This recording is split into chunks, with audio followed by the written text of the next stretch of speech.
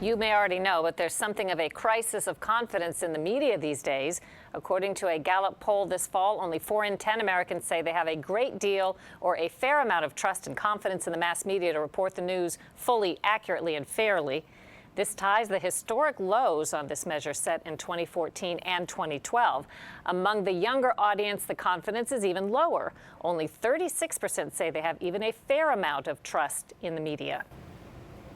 Joining us now is Howie Kurtz, media critic and host of Fox News Media Buzz, to give us his top 3 picks for how the media got it wrong in 2015. And coming in at number 3, you say Brian Williams and his episode of misstating danger. Why was that one of your top picks? It is still incomprehensible to me how Brian Williams, who was in danger in a helicopter over Iraq in 2003, felt the need to exaggerate and embellish and say things that weren't true.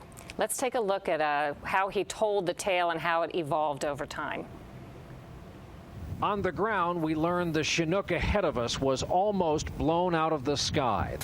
2 of our 4 helicopters were hit by ground fire, including the one I was in. No kidding. RPG and AK-47. When the helicopter we were traveling in was forced down after being hit by an RPG.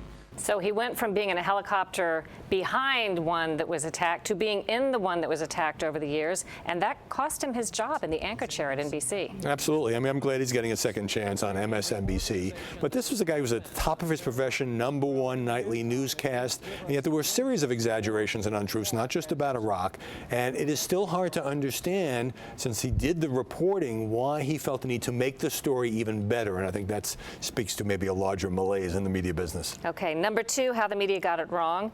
Minimizing ISIS. What do you mean by that? You know, we have the attention span of a gnat. And so when ISIS was doing those terrible and awful beheadings of journalists and others, I mean, this was the #1 story in America and internationally. But then came almost a year in which we got distracted by other things, the campaign, certainly violence here at home, and terrorism just slipped off the media radar. I mean, a few people covered it, but it wasn't at the top of the newscasts or on the front pages. And suddenly, the Paris attacks, San Bernardino, and all journalists are asking the Obama administration, why didn't you take this threat seriously enough, when we too had kind of let it slide? I would argue we wait too often in the news media to get our cues from powers that be as to what to cover, instead of us figuring out what to cover sometimes, and we didn't do a good job at that. And we react to disaster after the fact. Okay, and the #1 biggest media mistake of 2015, misjudging Donald Trump.